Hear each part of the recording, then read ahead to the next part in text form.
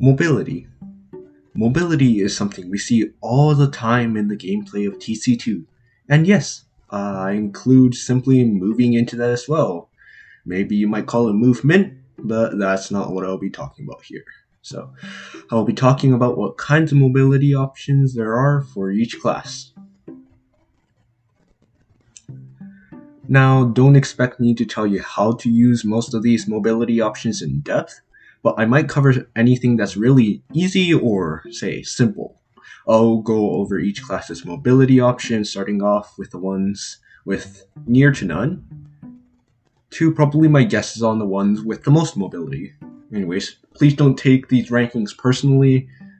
Again, this video is really mostly about which ones have mobility and what kinds of mobilities there is. So yeah, anyways, let's get started. So the ones with near to none mobility is Arsonist, Doctor, and Agent. Now, Doctor might arguably have quote-unquote mobility with the quick fix, but that's out of your control and really only helps if you can sync your jumps / charges with the other player. Overdrive also makes you run faster with the higher Uber you have. Why would you really need that? For the Arsonist, the Power Jack, technically, you run faster, but positioning-wise, which, yes, positioning is what we're going to be covering, mostly, it's not really useful. It's just a tool that most Arsonists use to just get to places faster, But, again, also, no, you do not pull the, but you can jump with air blasted rockets because it's TF2, right? No, I have not seen anyone in TC2, not even a single one, not in YouTube, not in pubs, actually jump with air blasted rockets. Sure, if you pull it off, cool, you are pyromane, but people don't use it enough to the point that you can call it a mobility option. Besides, it's just kind of impossible because the rockets kind of appear on one end to the other, they kind of teleport, if you know what I mean. Well, not exactly, but you get what I mean. Anyways, for the Agent, the Swift Silento, that weapon usually you would use to get away from enemies or do faster chain stops. But it's not really meant for positioning, it's meant for, killing people and stuff. You could say that Agent does have air strafing or, surfing rockets practically any other class has. But that also does rely on enemies to do something at you, so it's technically out of control. I've seen many, Agent mains on YouTube surf rockets and get these, sick backstabs. But they use that to, go for the kill instead of getting better positioning, usually. Now, Marksman is not in the no mobility group. That's because he does have a weapon that technically does help him position himself better. The Camper's Climber. The Camper's Climber is literally just a tool used to scale buildings in return for damage, but it honestly helps a lot as some places are hard to reach by a number of classes. You can also use it to get away from bad situations as well. Now, I know Brute does have a similar weapon like that, but I'll get to that. And, well, despite not helping you with getting places faster, arguably, it does help you get a better position for sniping. That is, a safer spot for better sight lines. It helps you get an advantageous position. Razorback does also exist with its ever so minuscule speed boost, but Brute from the game, typical colors too. The fat ass that can run like the wind and fucking moon jump. Yup. Speed coil and gravity coil, both weapons being polar opposites in mechanics, but doing the similar job. Speed coil might be labeled as a speed option like Power Jack, but Arsonist is already reliable without the speed. On the other hand, Brute, slow AF, and so he's really going to need that speed. As for the gravity coil, it might be countered like vertical movement, like the Camper's Climber is, but again, Brute is slow. Now, for which one is more useful, I have no idea. Speed coil does drain health but makes you a lot faster, while gravity coil makes you slower in exchange for jumping higher and falling slower. Now, losing health as the one class that relies on a large health pool might make some people withdraw from it, but the extra speed helps a lot, since if a slow man without a teleporter can reach the point fast, scary. As for the gravity coil, stock fist, but you can fly? The downside of slowing you down really isn't too much if you stick to weapons like boxing gloves, same speed, you know? It is equally terrifying to see a brute fly up to your high up safe spot, as it is to see a brute literally Naruto run with his Tommy Slug. Oh yeah, quick note, if you use these two weapons often, then I recommend a Tommy Slug. You can start shooting faster once you unequip either weapon. I'd say speed coil is to reach points faster to support your team, gravity coil is to get better positioning, and high ground faster. I mean, come on. High ground's usually always useful, you know? Now, why did I talk so much about brute? No idea. Now, moving on to the mechanic. Now, you may say, what the fuck? Mechanic has no movement options like the Doctor. Do I say, sentry jumping? So sentry jumping, or more like sentry rocket jumping now, I will say. You don't see this often, and I don't use it much either, but it is there.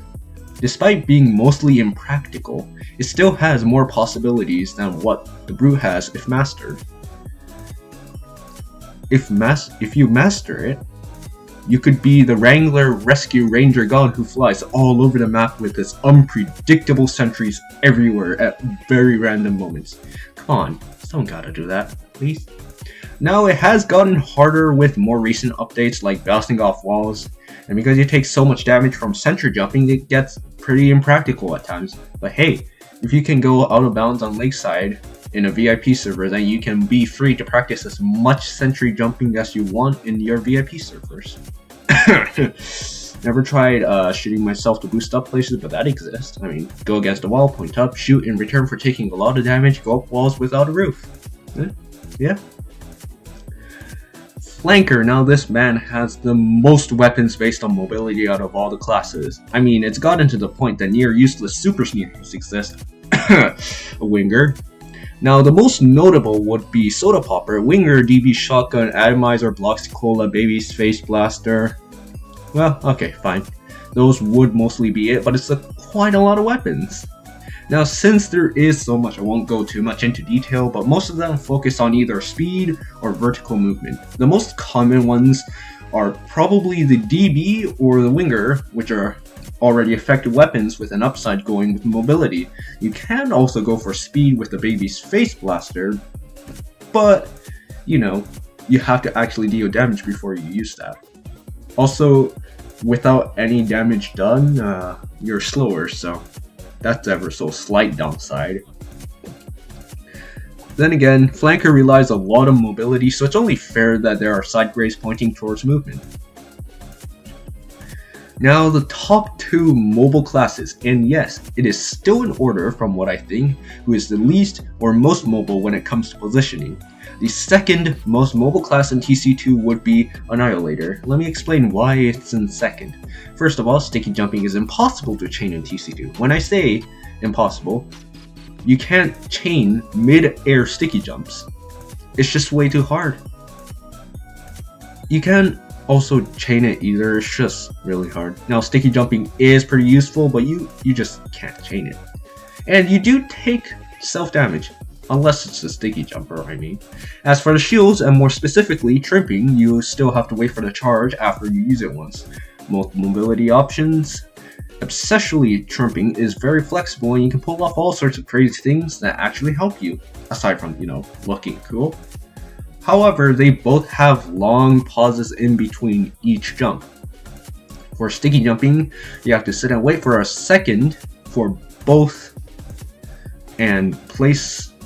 place and detonate your sticky to actually jump. And since TC2 stickies take half a second before actually getting deployed, it's delayed a little bit more. For tripping, you need to wait for a charge to come back. No, you could kill people or collect ammo to get back the charge faster, but you're always not going to have an easy kill just lying around to give you back your entire charge. Now, I am sorry for ranting about why Annihilator is not the most mobile class, but it doesn't change the fact that he's the next most mobile one. With 2 stickies from the sticky jumper, you can fly across the map. With the right locations, you can charge up to people who are unsuspecting with you with the shield and sword. These mobility options can be insane, especially with hybrid knights. Charge in, blow them up, charge away.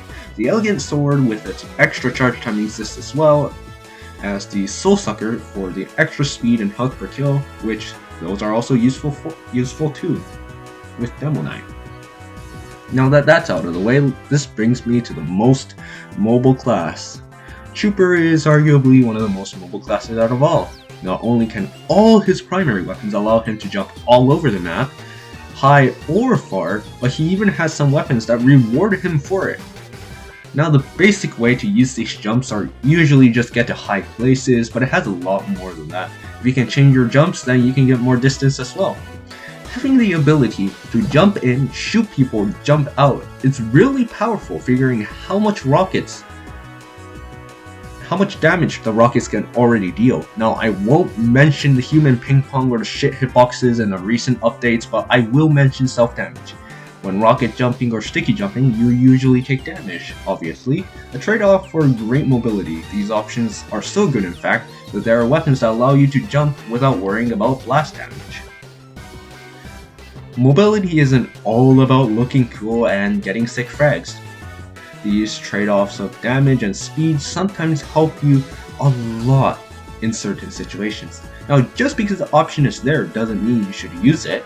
Maybe jumping at a sentry gun or a heavy might not be the best idea if you can't out-damage their healing. I'm only here to tell you which ones there are in the game. So go out there, practice, and achieve your goals. This was Nar Studios, and thank you for watching, and we'll see you again next time. Bye!